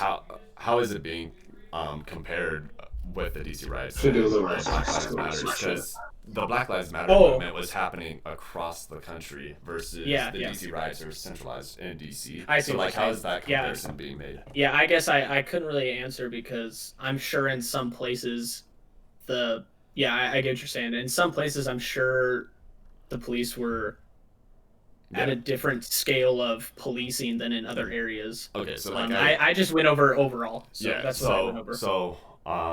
I guess I also want to ask, like, say if it was the higher arrest rates in the DC riots more than all of the Black Lives Matter movement across Yes. the country, Yeah. or just Yes. a central town across the country. Yeah, it was higher. The death rate and the arrest rate was higher when compared to across the country. Yeah. Across the country, yeah. And see, like, it's just those comparisons. Obviously, like, Yeah. even then, each of those, I'm thinking how it can be more complex there too, because I mean, Oh, definitely. you take Minneapolis and Portland; those are two separate scenarios going on under the guise of the same thing. And I've seen multiple things, as you guys were mentioning. There's peaceful protesters at both the George Floyd stuff and the DC riot stuff. How they were saying these aren't us, we don't know who they are. I've seen all of those as well, and so it's like that's where I want to say I think it's unhealthy to compare those two in the first Oh yeah, place. and see, and I honestly don't like comparing them because again, it forces you to look at it black and white, and it's just not true. It's not black and white. Like there are people who are Democrats or for the Black Lives Matter movement who disagreed with the writing, like me, honestly. There's a lot of ideals that Black Lives Matter organization has put forth that I really don't like, which made me not like them even more. But for the most part, the center core idea I agreed with, and same with the DC riot. I mean, I support Trump, but after like all that, I didn't, because I was like, this is a terrible move from Republicans, and so it just shows that it's really not black and white. Like you can't have the view of black and white. You can't compare the Black Lives Matter and DC riots. It's just Yeah, like it's hard to do. One, it's hard to do, and two, it just makes you look like you're trying to say something that has nothing to do with the riots, if that makes sense. It's like something I've noticed is it seems like it's more people trying to or not justify, but prove that there's racism in America, and Yeah. they're using the riots as a way to prove that.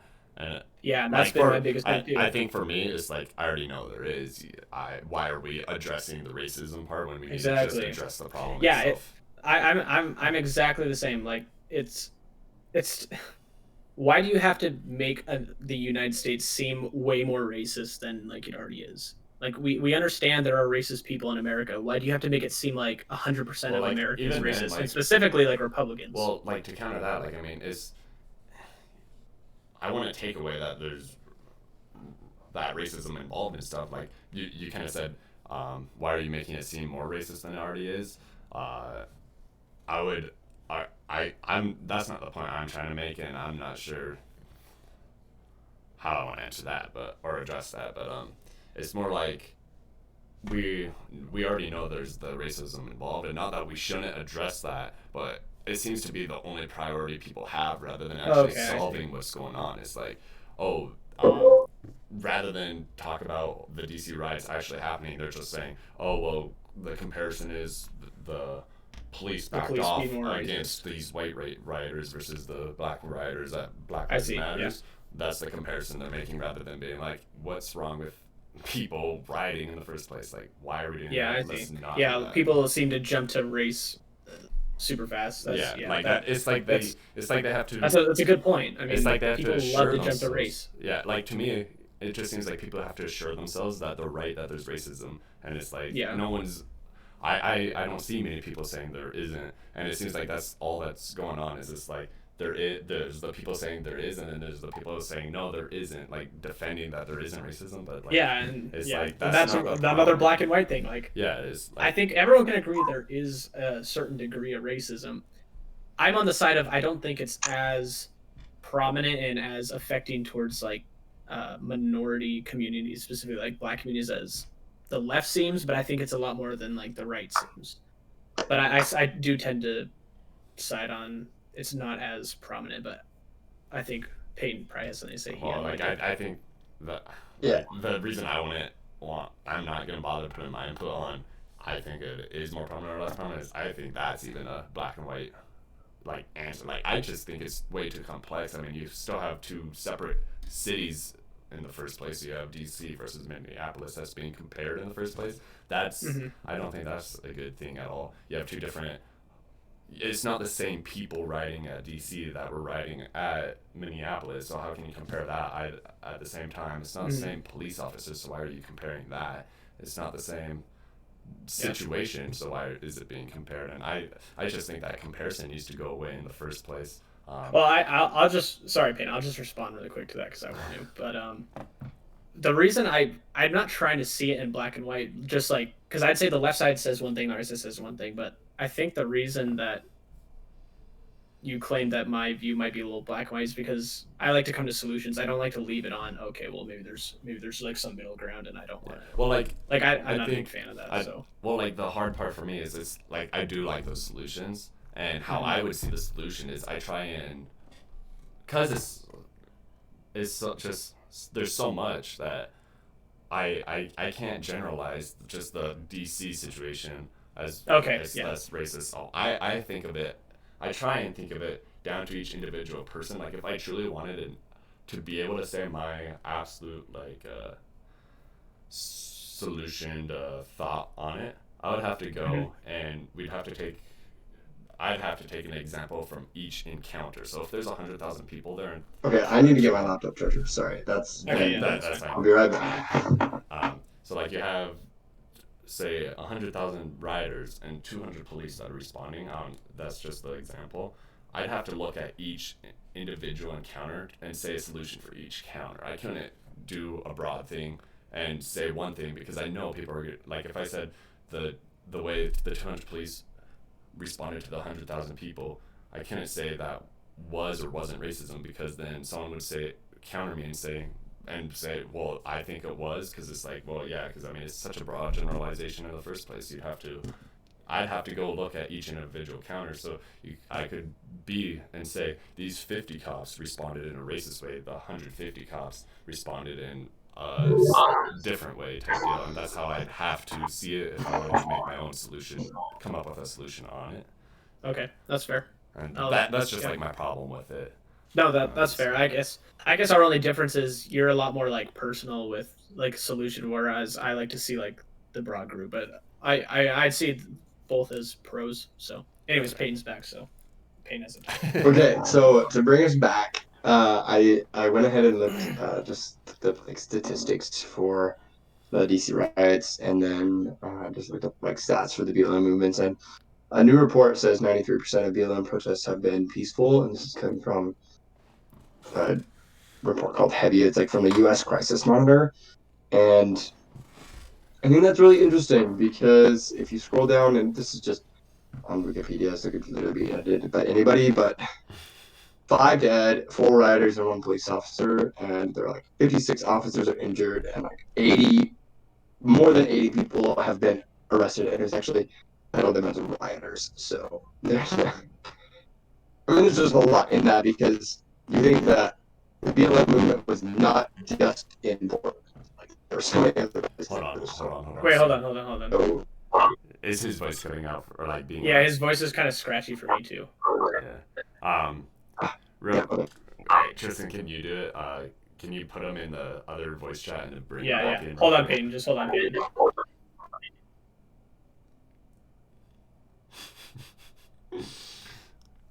Technical difficulties. Alright, you might have to return on your camera. You can hear us. There we go. Maybe. Good work. Yeah. I don't know if that's I don't know what happened. Is that better? Still kind of scratchy for some reason. What the heck? Interesting. Let me. Oh wait. Now it sounds. Is this any better? Yeah. Oh yeah. Okay. It just sounded like you were. Sound like you're just scratchy. Yeah. So you're good now. Sorry to interrupt you there. It's just I would rather get that solved. Oh, good. Fine. Technical difficulties. Yeah. I looked up statistics for the BLM and for the DC riots, and it A new report from the U.S. Crisis Monitor actually gives 93% of the BLM protests as peaceful. And if you think about it, it wasn't just like in Portland. Like there were so many other places that this was happening. And then you look at the D.C. riots and you see that 4 people are dead, including a police officer, which makes 5. And then you have 80 plus rioters who were arrested, and north of 56 people are injured. And this was just like in one place. And you got to think like the District of Columbia is not very big. So Mhm. Yeah. the Like, fact that it was so much more concentrated and dense and there's so much more happening just tells you how it isn't a protest. yeah. Yeah. I'm It's just laughing pretty fast. because I'm laughing because this whole thing was saying we shouldn't compare them, and here we are continuing to compare Yeah, them. well, I mean, it's kind of hard because Yeah. everyone's comparing them. Yeah. Like, if Well, you don't compare them, it's like you can't really make a So, oh wait, well, he's scratchy again. Peyton, you're scratchy again. I think I wonder if it's his internet. It could be your internet. Because, I mean, his video is also bugging out. Yeah. Okay. Well, I can still continue to talk a little Go bit. ahead. Like, Go one ahead. thing, like, kind of a guilty thing I want to say is, like, as much as I disagree with this stuff going on, I love the memes coming from it. Someone like ate. Oh yeah, they're great. Someone ate all the food in Nancy Pelosi's fridge. I just think it's like what a power play. You know what I mean? Like I just think it's so stupid. Going back to like not comparing it. I mean, yeah, it's hard to like Yeah. not compare it because everyone wants to compare it, but I don't know. It's kind of yeah. So I mean, do what you can, I guess, to not compare it and still talk about it. I don't know if you guys came into it with the points you wanted to make were the comparison, but if you have other things you want to talk about it, where it's not the comparison, let's try and go that route if you can. Go ahead, Peyton.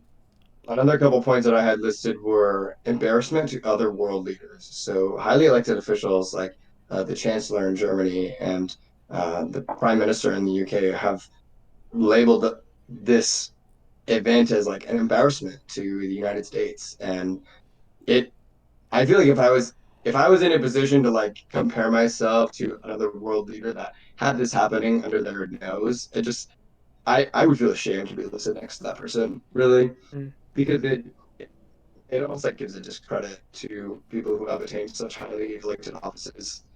And it's really, I mean, U.S. nationalism is in the title.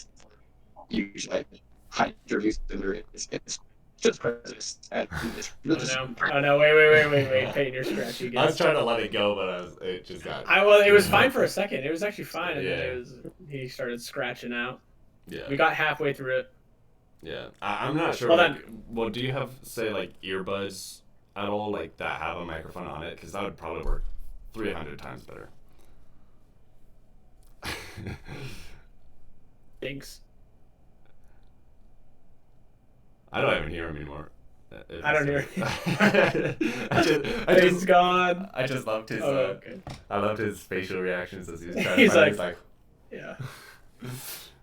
But yeah, like one thing on him, like that embarrassment and stuff. Like one thing with the generalization of rioters and stuff, just how people are so negative about it, and it goes with that Black Lives Matter movement as well. The actions of the few dictate the image of the many, or however that saying goes.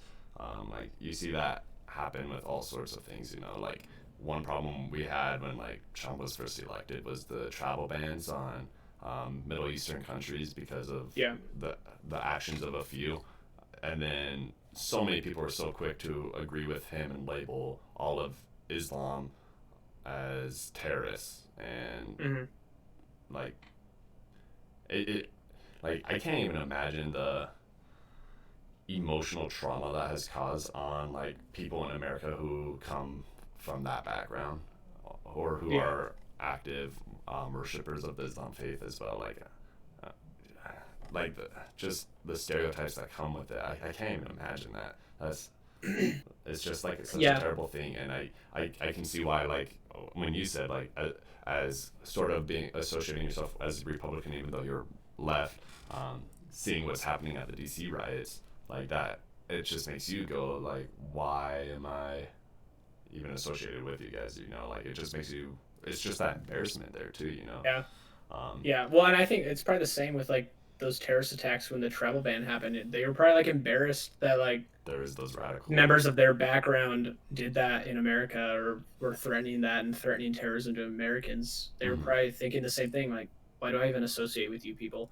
And that's probably how a lot of people, well, I know it's how a lot of Republicans and people who support Trump or whatever feel about the riots. It's like embarrassing. It's like, why am I even. And then it sucks too because now they're all being grouped together in this one group of, oh, they must all be racist and they must all be terrorists because this one group of people decided to raid the Capitol building. So kind of sucks.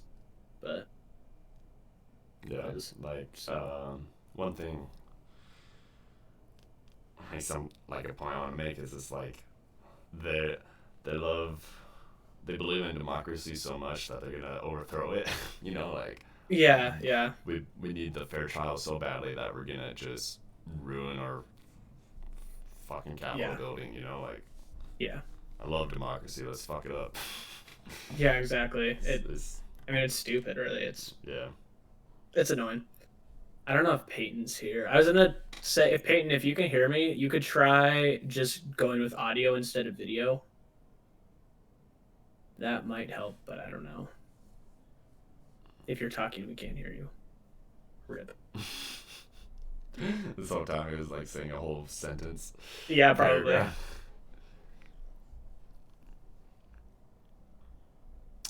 Work. And yeah, it's just scratchy. Yeah, I'm not sure why it is. I take it you don't have like earbuds or anything. I get you. You can't hear. You could try. Just try not using your camera and just using audio. But I don't know if that'll work. Are you? Can you hear me? Yeah. Yeah. Wow. Okay. I honestly don't know why. I literally have cable internet. I don't know why it's Rip. It's fine. Yeah, it's not the worst thing. We're low budget. Yeah, we're low budget. What I was getting to is listing myself amongst another world leader that has this happening under their nose would be an embarrassment. And it's like the display that's happening is not a way to like categorize your beliefs in such a way that like where you should feel safe. It really is just a place of prejudice and fear and shame, in my opinion. So that's what I was saying earlier. Yeah. So do you think it was just as embarrassing when the Black Lives Matter movement and George Floyd protests were looting and stuff? Do you think it was just as much of an embarrassment? Absolutely. And if so, why wasn't it given as much media attention that it was an embarrassment? I think because it nearly obviously deviated from the ideals of the movement. Okay. Right. Black Lives Matter is getting into like the First Amendment of not First Amendment, like the 14th, 15th, and 16th Amendments, that collection that happened over that span in history is that everybody who is a citizen and basically pays their taxes in this country has equal rights, and everyone has a basic social right to be included in anything and not be discriminated against. And what really is the meaning behind Black Lives Matter is that they've been excluded from that definition for so long that it needs to be said black instead of all, because and that's just the big point for me, is that it's very obviously been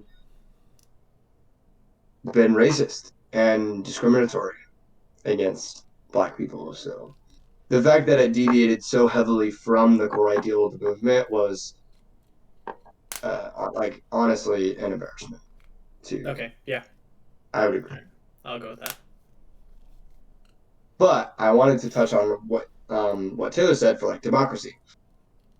This is something that I thought about. I don't typically like sit down and write out a lot of my thoughts, but I was working really late the day that the DC riots actually started, and when I got home, I was like, I really don't like have the mind to sit down and absorb all this. So I did it the next morning, the morning of the 6th actually, and it was watching a lot of the live news, and I felt so compelled as to just start writing down what I was thinking. And what came to mind is the definition of liberal democracy.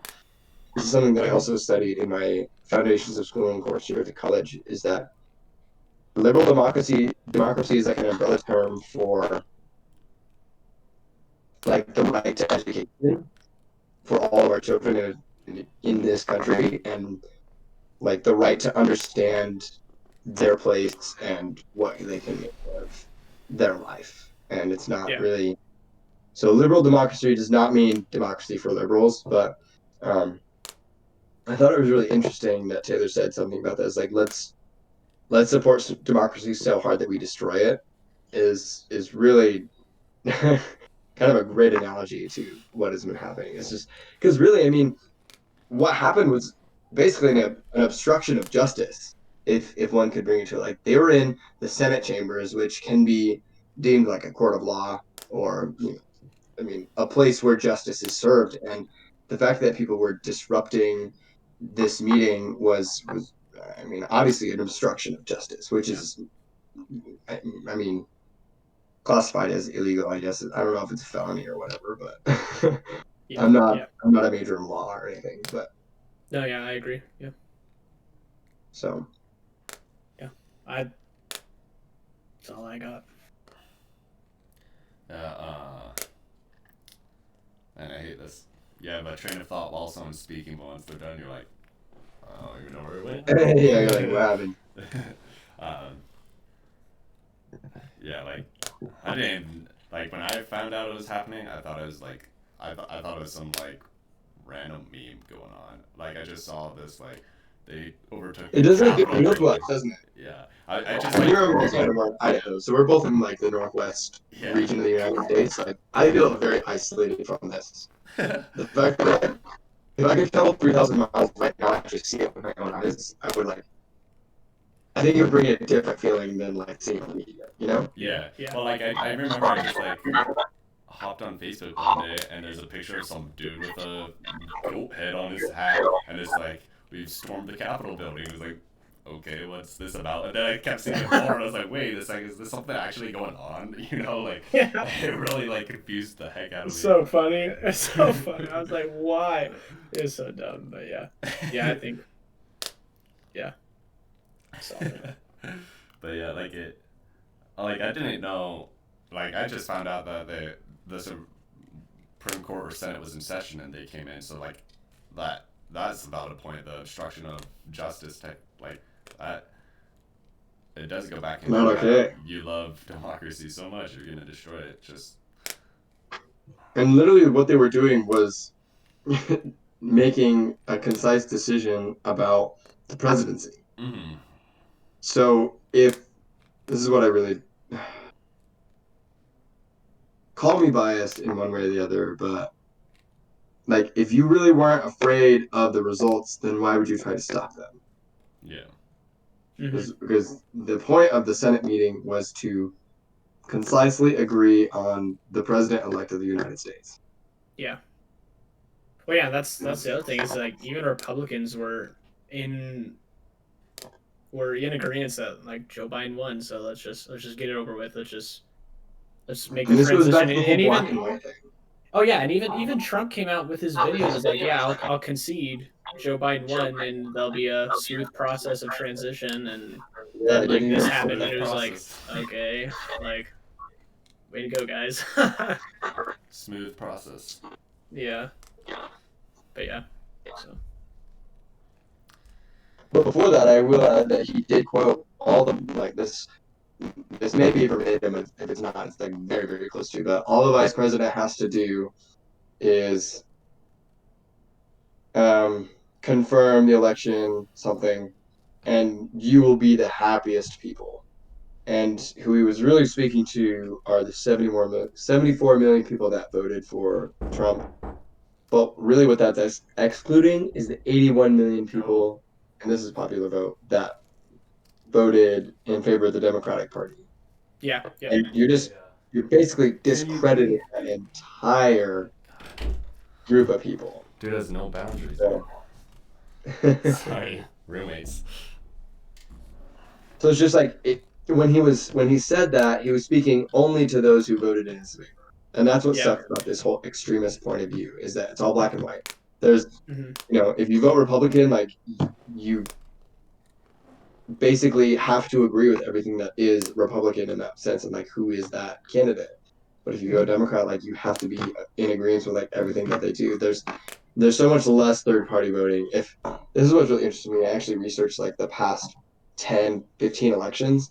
And if you could go back and look, like there were so many different colors on the map because people were actually getting popular votes for third party. Yeah. And if you look at like the 2016 election, there were who was the candidate for the Green Party? I don't even remember her name. Oh, was it Jorgensen? No, that was Yeah. this one. Wait. Was it? Yeah, I thought it was I don't Jorgensen. know. I thought Jorgensen The main was third party was the this. Green Party, and she was still like on the map, but Yeah. it was really just red. Yeah. Yeah. I don't know if this was right. I think Tristan told me I was wrong. I saw stuff where it was like Trump went against Pence, like was saying stuff against his own vice president, and then as well, Yeah. Trump told the people to go storm the Capitol. Like he said, word for word, like we'll storm the Capitol building if we have to, or something like that. That's stuff I heard. I didn't see it with my own eyes. I didn't hear it with my own ears. I got that information from someone else. I think I said that was true. Did I say it was false? Because it is true. I thought you said Trump. I think there's a good deal of said evidence to he say doesn't that it support was incited by the president of the United States. Well, I mean, that would explain all the social media bans he has. Yeah.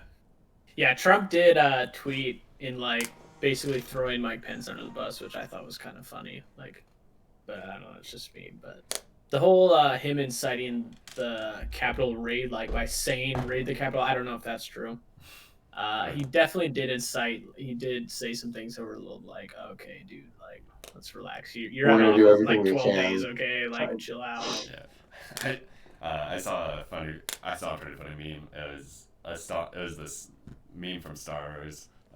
It showed Palpatine and he's already like in his Sith form, and he's like, the attack on my life has left me scarred and deformed. It said the Senate, and then it was referencing the storming of the Capitol, and it was like a meme saying how because of this we're gonna turn into the first United Empire or something like that. It's just some stupid meme. But I guess it was in poor taste. Anyways, but yeah, I mean, I personally don't have any more about that. I don't know. Yeah, how much you guys have. I'm good. I think we've gone over everything, unless Peyton has anything else. No, it was just a lot. Yeah, there's definitely a lot. Well, I mean, yeah, I think that's good. We're just about at 2 hours. We can still do our last topic, or we can save it for another time. I say we do it since we have Peyton here. We can kind of make it quick. So. Quick, yeah. Anyways. Somewhat. Alright, so. Is it any better or bad? Yeah, you can keep Seems it on. fine. You can keep it on. If it starts scratching, we'll let you know. You can just turn off your camera. Well, I don't think that was the problem, because he was scratching even without the camera. Yeah, but it wasn't that bad. Anyways. Yep. Alright. Anyways, our last. I don't even know what to title the last topic, so I'll introduce it. Alright. Perfect. Here we go. So our last kind of topic that we wanted to talk about was the LGBTQIA plus community and religion. The reason I say it all outright is because I feel like a lot of people, first of all, don't know that IA plus even exists at the end of this new acronym. It's lesbian, gay, bisexual, transsexual, queer. Come on. Don't remember the I? I don't off the top of my head, damn it. And the last one is What's I don't remember. I don't know. Wait, what was the last one? asexuality. Yeah. I was gonna say A. I think it's asexual. I I got Google. I had something mean to say, but yeah, isn't I inclusive in Intersex. yeah, Intersex. Sex, thank you. Oh, gosh. yeah. Okay. So anyway, I want to touch on Wait, the. Payne, scratchy. Wait, I can't. Yeah, we Can you don't hear hear him? you. Yeah. I wasn't talking. Oh. Oh, okay. Oh, well. Am I good now? Yeah, you're good. Okay, yeah, we're just gonna leave the video off. So everyone, I wanted to talk about the bridge between LGBTQ and religion in the sense of like comfortability and um, like what types of religions do we think support it and which ones do we think uh, uh, obviously are against it. And this is just one perspective. So I know that Tristan and Taylor may not have a lot of perspective on this, but this is something that a lot of people can really attest to is how comfortable do we feel identifying with religion and also identifying with this sub community of LGBTQ. And I wanted to give kind of a personal statement first is I identify as a cisgender homosexual male. I was assigned male at birth, and that's what I agree with now. My pronouns are he, him, his, and I am a gay man. So the the ideal of religion for me, when I was growing up, I attended a Presbyterian church for a long time, Methodist churches, Christian, just like basic first Christian churches, and I honestly cannot recall anything that spoke out directly against this community because I didn't know that I was gay until I was 15, and by that point I had stopped going to church. But if I just speak to like how I think about it now, there's a lot of really difficult situations that I find myself in when I try to identify with religion anymore, because I lost a lot of friends when I came out as gay and I was 18, and I went to this really small conservative high school, and everyone around me was Christian and Catholic and Mormon, LDS for that matter, and um, it's really hard for me to sit down and have a belief in something that kind of stems from the core idea of sinning and having to repent for your sins and just having sexuality deviate from hetero is a sin, and I can't repent for that anymore, and it's really hard for me to identify that way. So that's kind of a personal statement from me. Do you guys have any thoughts so far? I Go ahead. I have like one question. I told you I'd have a few. Just like I I'm an personally, open book. Go yeah, ahead. I personally don't know many people of the LGBT. Like I don't personally know people of the LGBT community. One thing I've always like wondered because I know there's outside influence and like pressure or just views that it's homosexuality is a sin. I always wanted to know, like, from your personal view, have you always felt that it's a sin? Like, do you feel like it's something that you're doing bad without the outside influence of it, or is it something that, despite the outside influence, you feel like it's something good? Like, how does that how how has that affected you, or like how have you always viewed it?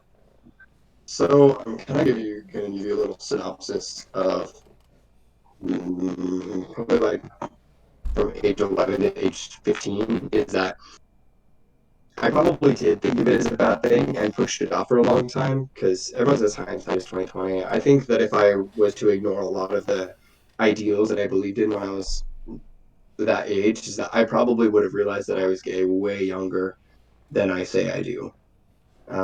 I now kind of officially condemn it at 15. I like that's when I finally started to just think about it for myself and realize that whatever's going to make me happy, but it was still hard for me to like accept that. I just knew that it was like this part of me that wasn't going to go away. So I feel like there was a sort of pressure early on and I could have found out earlier. And that's one big thing that I really disagree with is the fact that kids can be pressured out of it, and then it becomes like suppressed part of themselves, and then it's just a really unhealthy way to live life.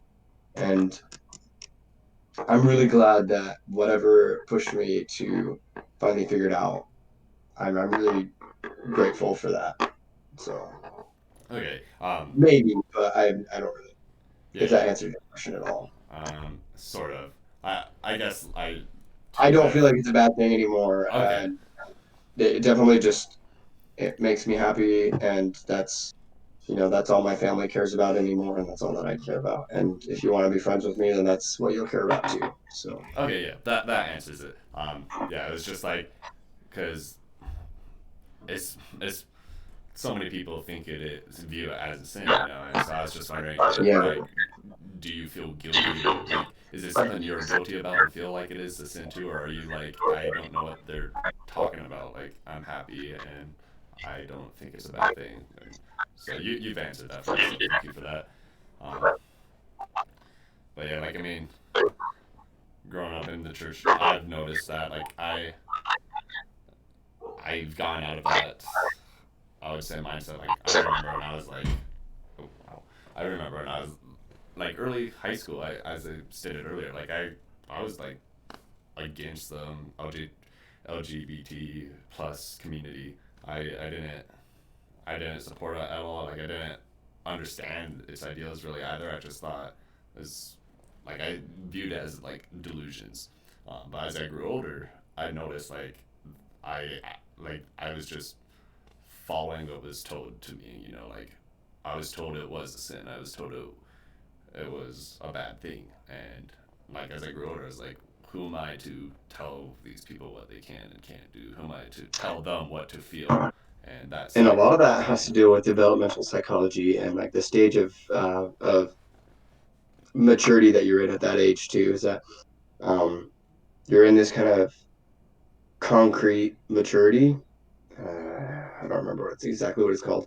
I'd have to float back to last summer, but you basically just kind of have enough ideas in your head that like one of them becomes solidified. It's kind of like that. I have it all figured out. High school type of vibe. Like I know what I'm going to do with the rest of my life, and my parents don't need to tell me what to do anymore. It's kind of that type of feel. And I feel like as people grow older, through that they realize, like we have talked about just now, is like everything's not in black and white, and not everything's about me or my ideals. Other people have ideas too, and things that make them happy. So okay, yeah, yeah, yeah. No, Yeah, I like that. go ahead. Um, I was just go ahead. Just Oh, okay. Well, I was just gonna say I was excited for this topic just because I'd say obviously Peyton is on.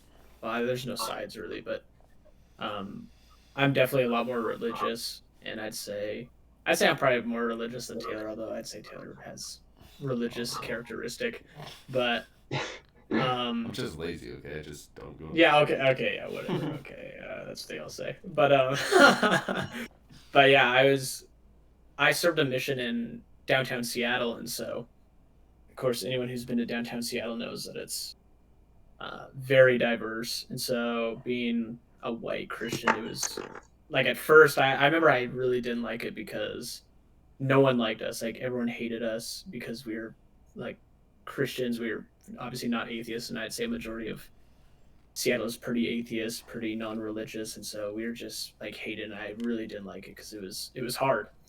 But it got to the point where I actually started really liking the people there because although they really didn't like us, they were like interesting to talk to and they were really passionate too. And I'd say it was like a really good experience for me. It ended up changing my views on the LGBTQ community just because I basically lived with them for like 5-6 months. So yeah, Seattle's a pretty big hotspot for that. yep, Any big city really is. Chaz. very very big hotspot. Yeah, But yeah, like one thing for me, I personally still don't have like an opinion on just church in general. I know I support church, but it's more because of a personal truth of mine.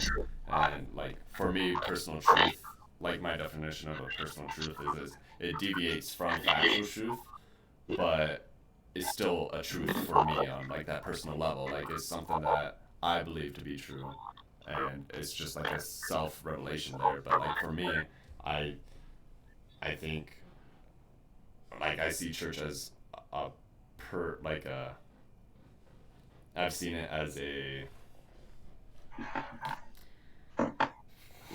temporary purpose for me. It like I think it's served its purpose for me to really grow spiritually, but now it's come to a point where I have to not exactly deviate, but move on my own and find unlock even more spirituality in a self um, Yes. Can I preservation. help you?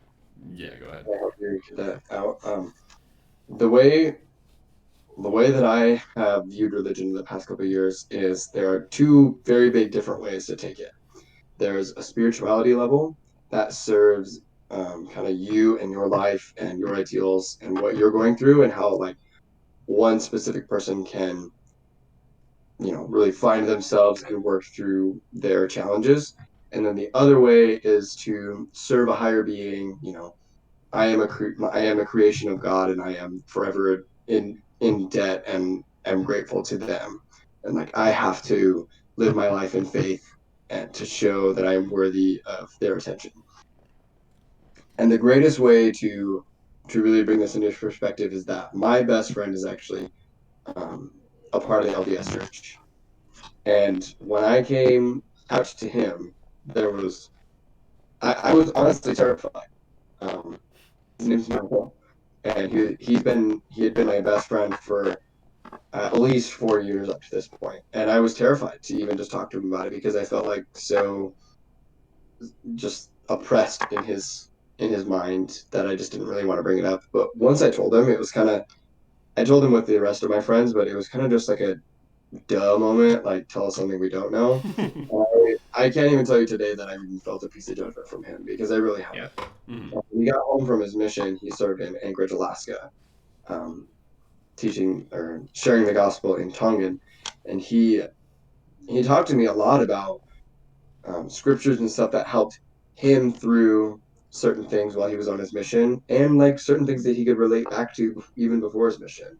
It wasn't necessarily like, oh, I got to share the gospel and the word of God to like forever show him my worthiness and let me into heaven and almighty paradise. Like, and it was a really interesting way to to go about it, and I really still appreciate it even when he's come back.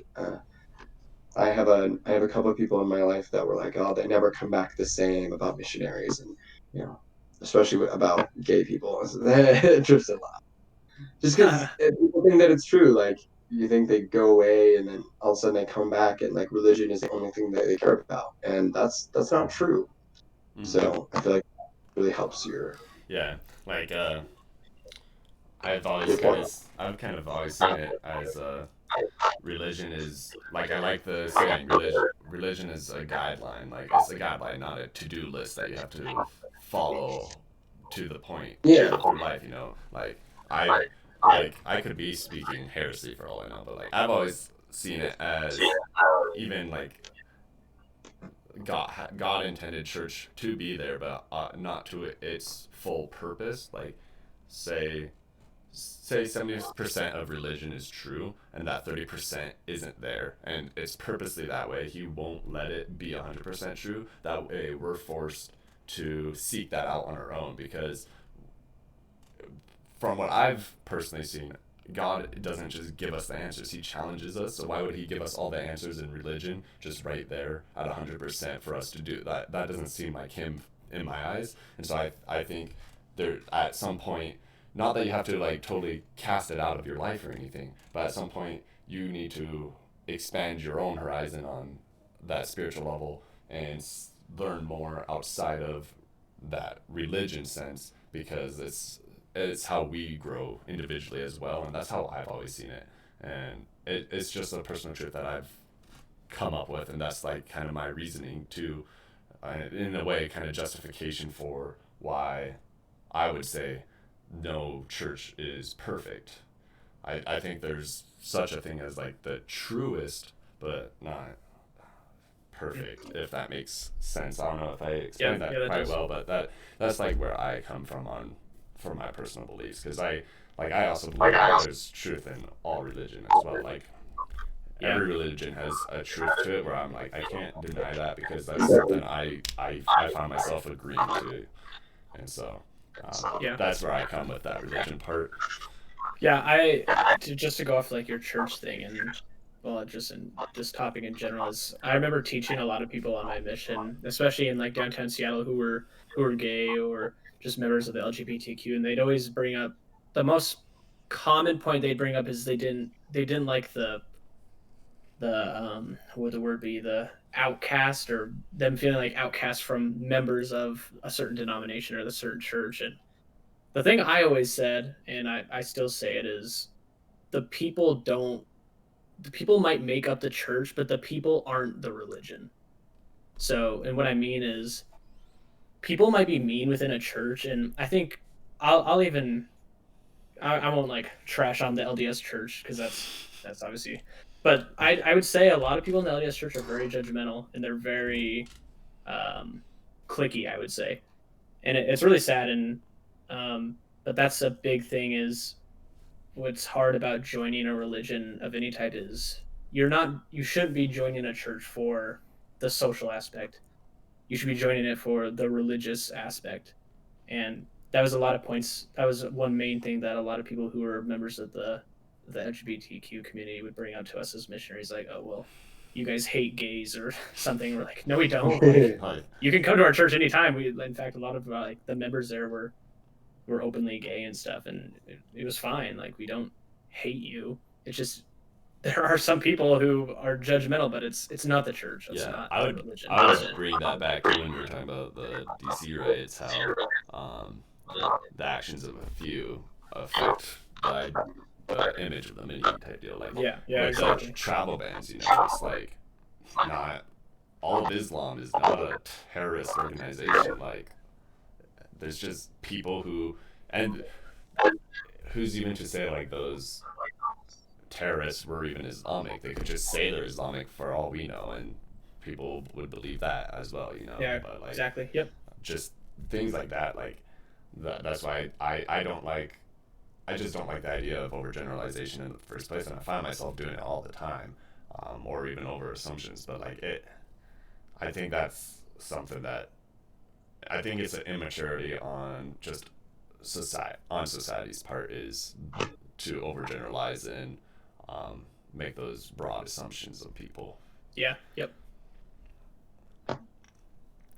But yeah, I mean, I can't think of all the. I had a few questions going into this that I wanted to ask, but they've all escaped me. So.